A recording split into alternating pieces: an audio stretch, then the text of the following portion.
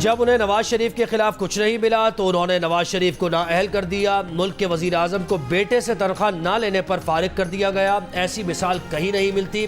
मुझे और मरियम को जेल में डालकर चेयरमैन पीटीआई को लाने का मंसूबा बनाया गया। इस तरह से मुल्क नहीं चलते। कायद मुस्लिम लीग नून नवाज शरीफ का मरी में वर्कर्स कन्वेंशन से खिताब।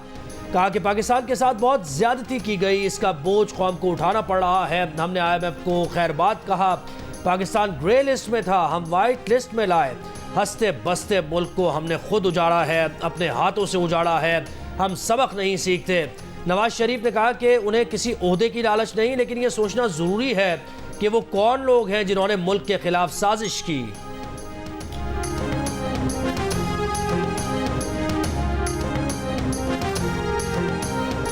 स्मॉग की रोकथाम के लिए पंजाब के मखसूस अजला में जुमे और हफ्ते को तालीमी इदारे बंद रखने का फैसला। लाहौर, गुजरावाला, फैसलाबाद, मुल्तान, साहिवाल और सरगोदा डिवीजन में जुमे और हफ्ते को मार्केटें दिन 3 बजे खुलेंगी। इतवार को हर तरह का कारोबार बंद रखना होगा। निगरान वजीर आला मोहसिन नकवी के कैबिनेट कमेटी बराए इंसदाद स्मॉग के फैसलों से मुतल्लिक ब्रीफिंग। कहा, स्मॉग की रोकथाम के लिए सड़कों पर पानी का छिड़काव दुगना किया जाएगा। इतवार को माल रोड सुबह से लेकर शाम 5 बजे तक सिर्फ मोटरसाइकिल सवारों के लिए खुलेगी। 10,000 तलबा को सब्सिडी पर मोटरसाइकिलें दी जाएंगी। मोहसिन नकवी का कहना था कि 29 नवंबर को लाहौर की तरफ बादल आए तो मसनूई बारिश की कोशिश करेंगे। पहले तो डिटेक्ट किया जाता है क्लाउड्स कौन सी काइंड्स के और किस साइड पे जा रहे हैं, उनको फिर जाके ट्रेस करना, उनको फॉलो करना कि वाकई इनमें रेन हो सकती है। अगर हम करें तो जब हम सीडिंग कर लेते हैं किसी पैच पे, किसी जगह पे क्लाउड के ऊपर, तो वो कोई आधे घंटे से 45 मिनट में बारिश बरसना शुरू हो जाती है। प्लेन उसकी लागत होगी $3,000 से लेके $6,000 तक पर आवर। केमिकल्स वगैरह उनकी लागत अलग है, वो इतनी ज्यादा नहीं होगी। मसनूई बारिश कैसे की जाती है? माहिरीन का कहना है कि मसनूई बारिश के लिए बादलों का होना ज़रूरी है। बादलों की शनाख्त की जाती है, फिर खुसूसी हवाई जहाज़ से 2 से 4,000 फीट की बुलंदी से बादलों के ऊपर केमिकल छिड़का जाता है, जिससे बादल भारी हो जाते हैं और बारिश होती है। पाकिस्तान में महकमा मौसमियात ने पहले भी मसनूई बारिश के कामयाब तजुर्बात किए हैं, जबकि खलीजी ममालिक में यह अमल अक्सर किया जाता है।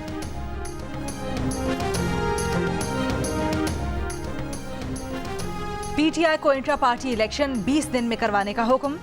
पार्टी इलेक्शन ना करवाए तो पीटीआई इंतखाबी निशान के लिए नाअहल होगी। इलेक्शन कमीशन ने इंट्रा पार्टी इलेक्शन केस का फैसला सुना दिया। 10 जून 2022 को करवाए गए इंट्रा पार्टी इलेक्शन के नताइज तस्लीम करने से इनकार। नताइज को गैर शफाफ और गलत करार दे दिया। इलेक्शन कमीशन ने कहा, पीटीआई इंट्रा पार्टी इलेक्शन काबिल एतराज़ और मुतनाज़े हैं, उन्हें कबूल नहीं किया जा सकता। पीटीआई आइन के मुताबिक शफाफ मुनसिफाना इंट्रा पार्टी इलेक्शन न करवा सकी। पीटीआई के साथ नर्म रवैया अपनाते हुए 20 दिन का वक्त दे रहे हैं। पीटीआई 20 रोज के अंदर इंतखाबात करवाकर नताइज 7 रोज में जमा करवाए।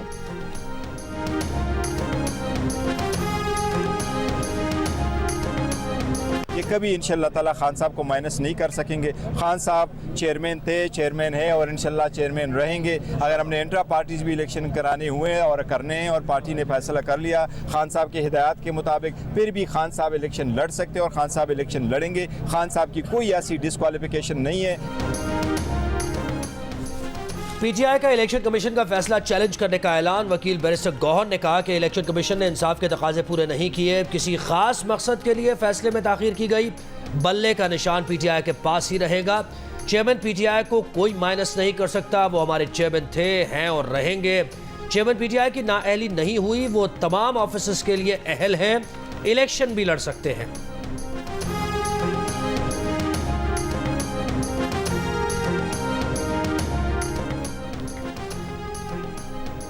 साइफर केस में चेयरमैन तहरीक इंसाफ और शाह महमूद कुरैशी को 28 नवंबर को अदालत में पेश करने का हुक्म। पिछला ट्रायल कलअदम करार दिए जाने के बाद केस की नए सिरे से समाअत। इस्लामाबाद हाई कोर्ट के फैसले की कॉपी पेश कर दी गई। अदालती हुक्म के मुताबिक इस्लामाबाद हाई कोर्ट ने जेल समाअत 29 अगस्त के बाद की कार्रवाई कलअदम करार दे दी है। जेल हुकाम चेयरमैन पीटीआई और शाह महमूद कुरैशी को आइंदा समाअत पर अदालत में पेश करें।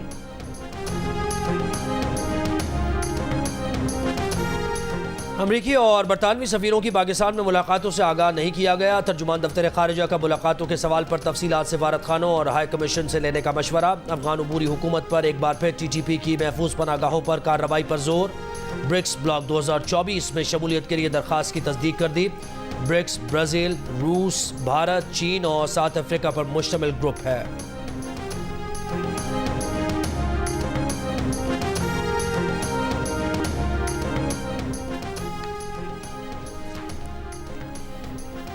गजा पर आर्जी जंगबंदी कल से होगी।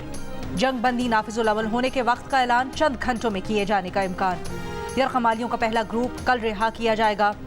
आला अमरीकी ओहदेदार का कहना है कि आर्जी जंगबंदी में एक रोज की ताखीर का फैसला इसराइल, कतर, मिस्र और अमरीका ने मिलकर किया। इसराइल को अभी तक फलस्तीनी यरगमालियों के पहले ग्रुप के नाम नहीं मिले। हमास और इसराइल के दरमियान 4 रोज़ा आर्जी जंगबंदी माहदे के तहत इसराइल से 150 फलस्तीनी खवातीन और बच्चों की रिहाई के बदले हमास की जानिब से 50 यरगमाली खवातीन और बच्चों को रिहा किया जाएगा। गजा के लिए इंसानी इमदाद और ईंधन की फराहमी भी माहदे में शामिल है। जंग थमने का इंतजार करते गजा में मजीद कई घराने उजड़ गए। इसराइल ने हमले तेज कर दिए। रात भर गजा में जबालिया, शिमाली गजा, बैतुल्लाहिया, रफा, खान यूनुस और नसायरात कैंप पर फजा से हमले और बमबारी। जबालिया कैंप में बमबारी से एक ही खानदान के 52 अफराद शहीद। 24 घंटों में 200 अफराद शहीद हो गए। इसराइली हमलों में 7 अक्टूबर से अब तक 14,532 फलस्तीनी शहीद हो चुके। 6,000 से जायद बच्चे शामिल। इसराइली फौज का गजा के इंडोनेशिया अस्पताल को 4 घंटे में खाली करने का अल्टीमेटम। अस्पताल से गुज़श्ता रोज़ 450 मरीजों को निकाला गया। अब भी तकरीबन 200 मरीज और 65 लाशें अस्पताल में मौजूद। हमास ने गजा में इसराइली फौजियों और टैंकों को करीब से निशाना बनाने की वीडियो जारी कर दी। अमरीकी सेंटकॉम का कहना है आज सुबह यमन में हौसियों के इलाके से आने वाले मुतअद्दिद ड्रोन्स तबाह कर दिए।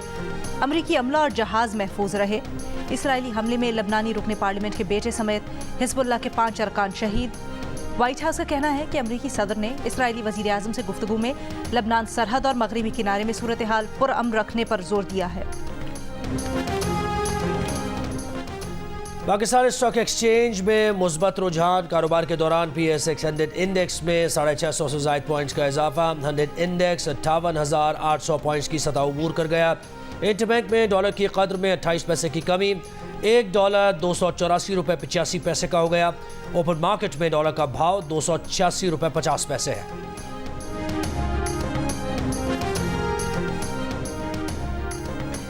रेवेन्यू और टैक्स नेट बढ़ाने का जायजा लेने IMF तकनीकी वफ्द आइंदा हफ्ते पाकिस्तान पहुंचेगा। ज़राए के मुताबिक रिटेलर्स के लिए स्कीम लाने का बुनियादी ढांचा भी तकनीकी वफ्द के साथ मिलकर तैयार किया जाएगा। मजीद 10 लाख लोगों को टैक्स नेट में लाकर टैक्स दहिंदगान की तादाद 60 लाख तक पहुंचाई जाएगी। IMF और पाकिस्तान के दरमियान स्टाफ लेवल मुआहिदा गुज़श्ता हफ्ते तय पाया था, जिसके तहत IMF पाकिस्तान को $70 करोड़ देगा। मुआहिदे की एग्जीक्यूटिव बोर्ड अगले हफ्ते मंजूरी देगा।